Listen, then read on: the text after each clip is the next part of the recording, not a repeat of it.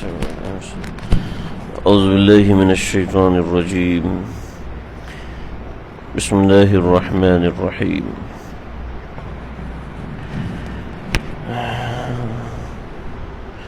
ويقولون آمنا بالله وبالرسول وأطعنا ثم يتولى فريق منهم من بعد ذلك وما أولئك بالمؤمنين.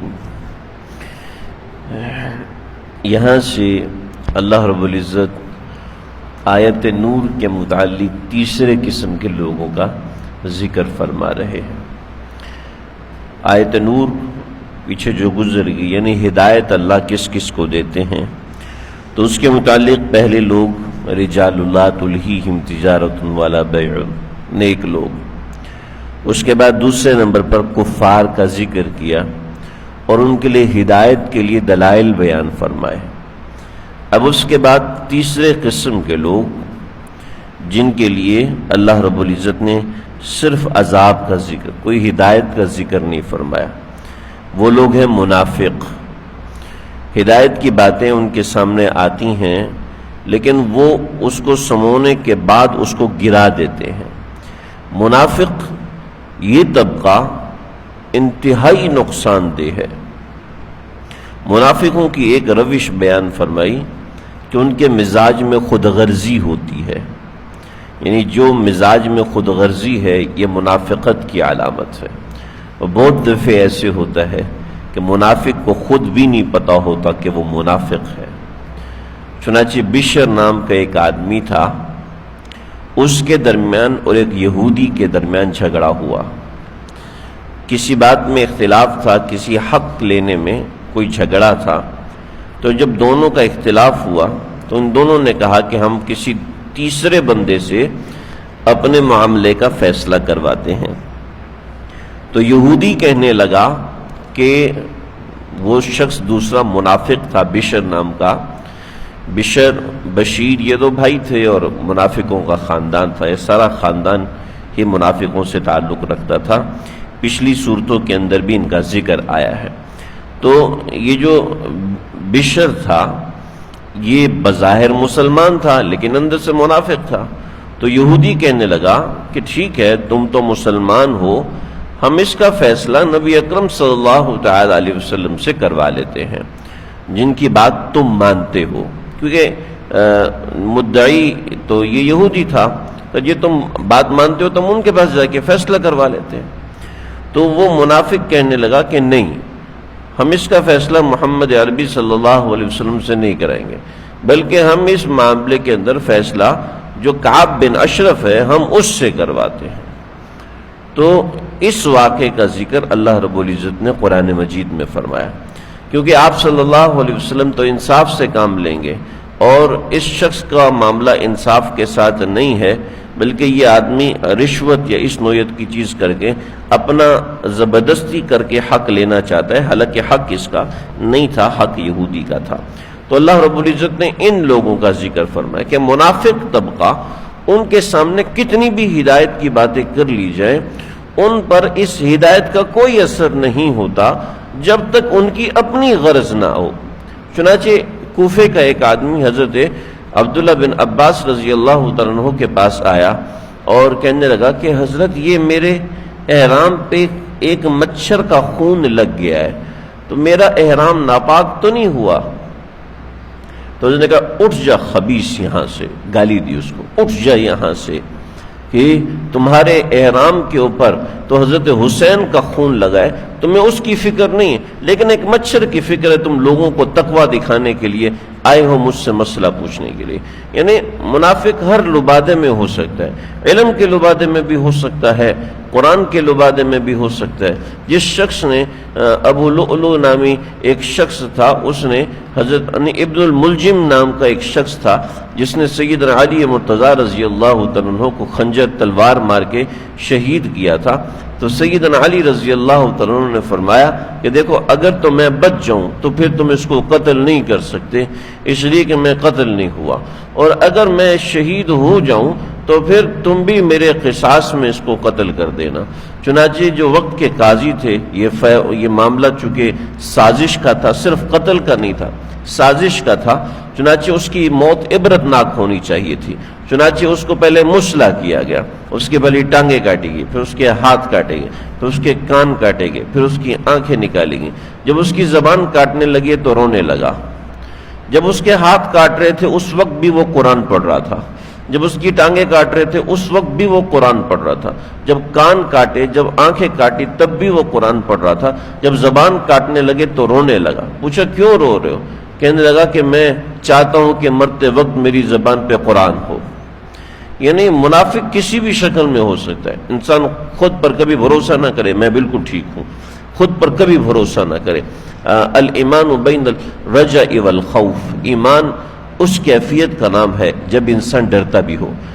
جب انسان مطمئن میں بالکل میں پکا، میں تو پکا مسلمان ہوں، الحمدللہ پکے مسلمان ہیں، لیکن اپنے اوپر پورا بھروسہ کر کے بیٹھے میں ہی جنتی ہوں، میرے علاوہ تو کوئی جنتی ہو نہیں سکتا، یہ نہیں۔ ہاں اللہ کی رحمت پہ بھروسہ ہو، اللہ کی رحمت پہ اعتماد ہو۔ تو منافقت کسی بھی طبقے میں آ سکتی۔ سیدنا عمر ابن خطاب جیسا شخص کہ جس کے ایمان پر فرشتوں نے خوشیاں منائی، حضرت عائشہ فرماتی ہیں عمر کا ذکر کیا کرو، عمر کا ذکر کرنے سے اللہ کی یاد آتی ہے۔ حضرت عمر، مدینہ میں زلزل آیا، کوڑا نکال کے زمین پہ مرا، اے زمین رک جا، کیا عمر تیرے اوپر انصاف نہیں کرتا؟ یہ عمر ہے کہ جس کے اسلام لانے کے اوپر مسلمانوں نے نعرہ تکبیر لگایا، جس کے ایمان کو اوپر آپ صلی اللہ علیہ وسلم نے فرمایا کہ آج اللہ تعالیٰ سب مسلمانوں پر فخر کر رہا ہے، اور عمر ابن خطاب کے اوپر خاص طور پہ فخر کر رہا ہے۔ لو کان بعدی نبی لکان عمر، میرے بعد اگر پیغمبر ہوتا تو عمر ہوتا۔ اور کئی ایسے مواقع، کئی ایسی چیزیں ہیں۔ تو حضرت عمر ابن خطاب حضرت حذیفہ بن یمان کے پاس آئے، حضرت حذیفہ بن یمان سے عرض کیا کہ اے حذیفہ، آپ کو پیارے آقا صلی اللہ علیہ وسلم نے منافقوں کے نام بتائے تھے اور آپ کو کہا تھا کہ آپ اس کے رازدار ہیں، آپ مجھے وہ راز نہ بتائیں لیکن صرف اتنا بتا دیں کہ عمر کا نام ان منافقوں کی فہرست میں شامل تو نہیں۔ جب وہ اتنا ڈرتے ہیں تو بھئی ہما شما کیا ہے، ڈرتے رہنا چاہیے۔ تو بشر نامی اس آدمی نے جب یہ معاملہ کیا تو یہ آیات نازل ہوئی۔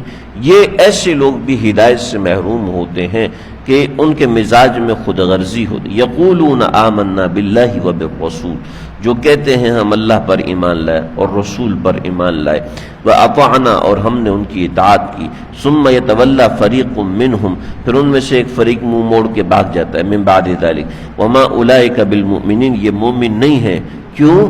کیونکہ ان کے فیصلے اللہ اور اس کے پیارے پیغمبر کے مطابق نہیں۔ وَإِذَا دُعُوا إِلَى اللَّهِ وَرَسُولِهِ، جب ان کو اللہ اور اس کے رسول کی طرف بلایا جاتا ہے، لِيَحْكُمَ بَيْنَهُمْ، کہ تاکہ ان کے درمیان فیصلہ شریعت و قرآن کے مطابق ہو۔ چنانچہ آپ دیکھیں ہمارے ملک میں فیصلہ شریعت و قرآن کے مطابق ہوتا ہے، نہ شریعت و قرآن کے مطابق مدعی ہیں، نہ شریعت و قرآن کے مطابق مدعا علیہ ہیں، اور کیسے کیسے ظلم ہوتے ہیں۔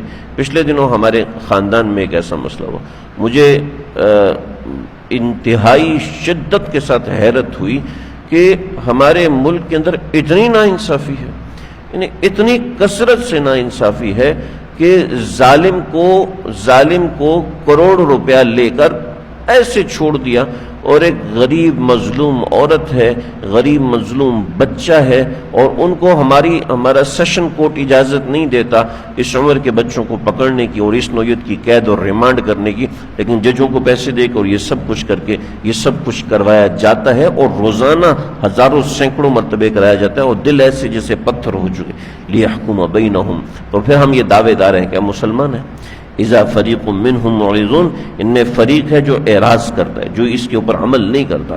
وَإِن لَّمْ يَكُن لَّهُمُ الْحَقُّ، کتنے ایسے ہیں طلاقیں دے کے بیوی کے ساتھ رہنا کوئی نہیں ہوتی طلاق، ایسے مولویوں نے باتیں بنائی ہوئی ہیں جو شریعت و قرآن کی باتیں ان کو مولویوں کی باتیں کہہ کے ایک طرح سے ٹھکرایا ہوا ہے۔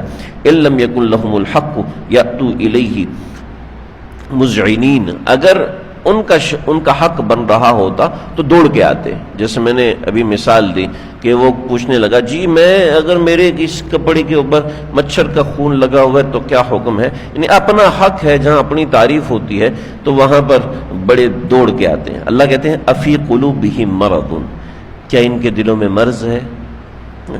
ام ارتابوا، یا یہ لوگ شک پہ ہیں. ام یخافون ان یحیف اللہ علیہم ورسولہ، یا ان کو اس بات کا ڈر لگتا ہے کہ اللہ اور اس کا رسول ان پہ ظلم کرے گا. حالانکہ ایسا بل اولئک هم الظالمون، ایسا کچھ نہیں ہے کہ ان کو ڈر لگتا ہے بل اولئک هم الظالمون، یہ لوگ ظالم ہیں.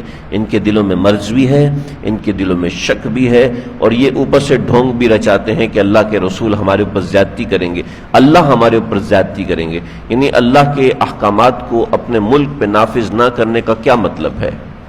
یہ تین مطلب ہو سکتے ہیں، اس کے علاوہ کیا مطلب ہو سکتا ہے؟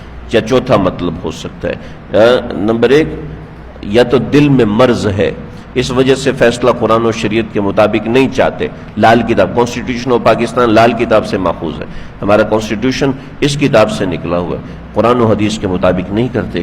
اور امر تابو، یہ شک میں مبتلا ہے.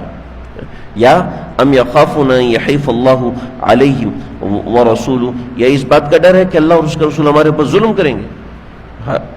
یا پھر بل اولئک هم الظالمون، یا خود ظالم ہے. ان چاروں میں سے کوئی نہ کوئی ایک چیز لازمی ہوتی ہے. پھر آگے بتایا کہ مومنین کا کیا شیوہ ہے، اس شیوے کے بارے میں آگے باتوں کا ذکر انشاءاللہ آئندہ کروں گا. اللہ سمجھنے کے عمل کرنے کی توفیق عطا فرمائے.